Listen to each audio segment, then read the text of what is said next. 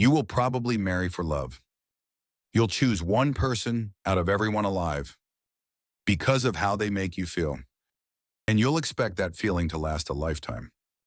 It sounds like the most natural thing in the world.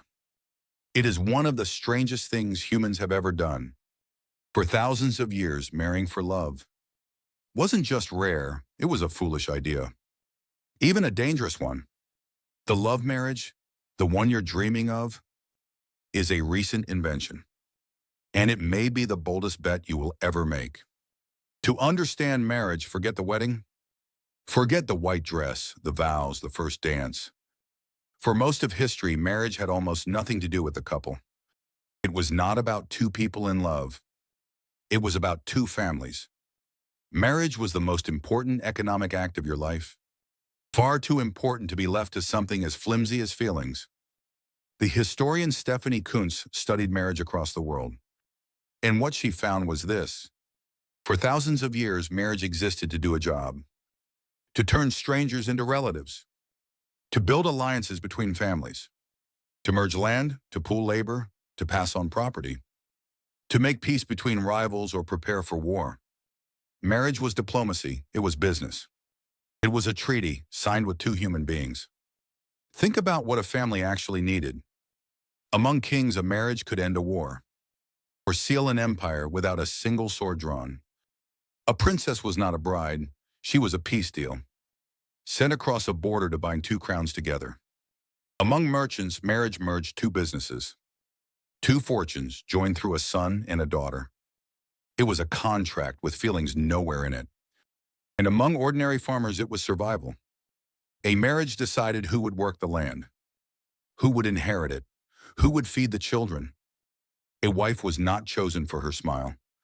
She was chosen for her family, her dowry, her hands. Could she work? Could she bear children? What came with her? These were the real questions. And the couple themselves often had little say. Your parents chose, or the village, or the Lord. In many places, the bride and groom met only days before the wedding, sometimes on the day itself. You did not marry someone because you loved them. You married them, and then perhaps you learned to. Or perhaps you didn't, and that was simply life. So where did love go? Because people have always felt it. That much is human. But for most of history, love and marriage were two completely separate things. Love was something that might happen before marriage, or outside it, or after, if you were lucky. But to choose your husband or wife because of love, that was seen as reckless, even selfish. Picture telling your father, 500 years ago, that you wished to marry a poor stranger. Because your heart raced when you saw them. He would not have called it romantic. He would have called it madness. You would be risking the family's land, its alliances, its future, its very survival, on a feeling that everyone knew would fade. Because they did know it would fade, many cultures saw romantic love as a kind of temporary madness. A fever, beautiful perhaps, but no foundation for a life. In some societies, to love your own spouse too much was almost embarrassing. It suggested your priorities were backwards. Your deepest loyalty was owed to your parents, your children, your kin, not to the person you happened to share a bed with. One French philosopher even sniffed that. Any man passionately in love with his own wife was a man with poor self-control. This was the world for thousands of years. Marriage was the foundation of society itself. It was how property moved through time, how power passed from one generation to the next, how entire economies were held together. It was simply too big, too important, too useful to be built on something as fragile as the heart. And then in just a few short decades, all of it began to change. The question is why? Why would humans take their most important institution and suddenly hand the keys to the most unreliable feeling we have? The answer begins, of all places, with the economy. For most of history, you could not survive alone. You needed a family farm, a family trade, a family. To leave them, to defy them meant ruin. So you married whoever you were told. But in the 1700s, the world began to shift. The Enlightenment spread a radical new idea that the individual mattered, that you had a right to your own life and your own happiness. And at the same time, the market economy grew. Slowly, a person could earn a wage on their own, work in a town, live away from the family farm. For the first time, you didn't strictly need your parents to survive into adulthood. And once you don't need their permission to live, you don't really need it to marry either. So a stunning new idea took hold. That marriage should be about happiness, that you should choose your own partner, and that the reason to choose them was love. By the end of the 1700s, this idea was spreading fast, and not everyone was pleased. In fact, many people were deeply alarmed, because if marriage is about love, it raises a terrifying set of questions. What if you fall in love with the wrong person? Someone poor? Someone from the wrong family? What if women, free to choose, refuse to marry at all?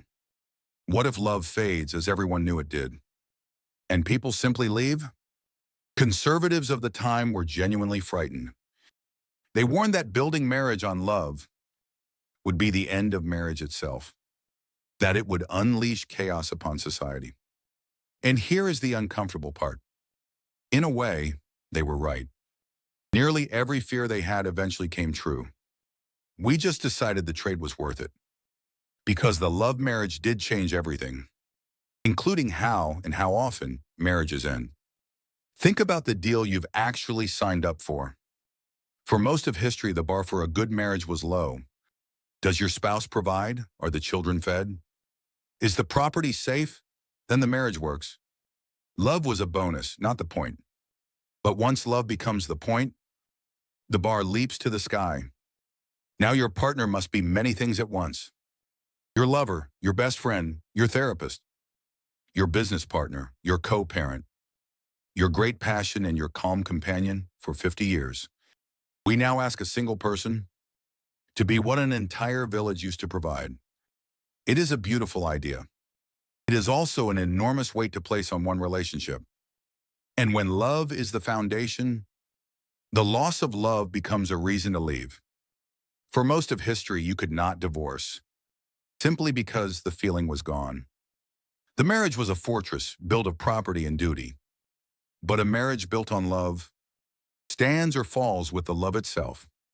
So as love marriages spread, so eventually did divorce.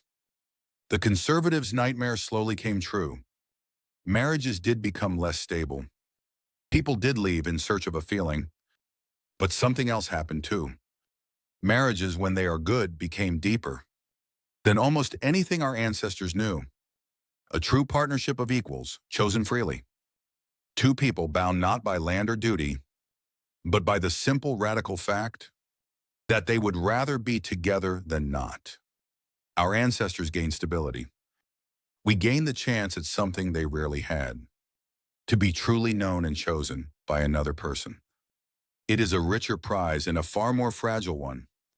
We traded a safe arrangement for a beautiful, breakable bet. So the next time you hear someone say that marriage is a sacred, ancient, unchanging tradition, you'll know the truth is stranger. The thing we call marriage today, marrying for love by choice as equals, is barely 200 years old. It would have baffled almost every human who ever lived before you. Your distant ancestors may have married for land, theirs for alliances they never chose. And somewhere far back in time, two strangers were handed to one another to end a feud or seal a debt or work a field. And they made a life of it, as people do. None of this means love is foolish. Just the opposite. Choosing to build a whole life around love may be the boldest thing humans have ever tried. We took our oldest, most practical institution and dared to rebuild it on the most impractical thing we have. Our ancestors would have thought us insane. Maybe we are, a little. But there is a quiet courage in it to look at another person and say, not you bring land, not you bind our families, but simply I choose you for no reason but this. No one is saying the old way was wrong for its time. It held the world together for thousands of years. But you get to try something they never could. To marry not a treaty, not a fortune, not a duty, but a person. You were taught that marrying for love is the oldest story there is.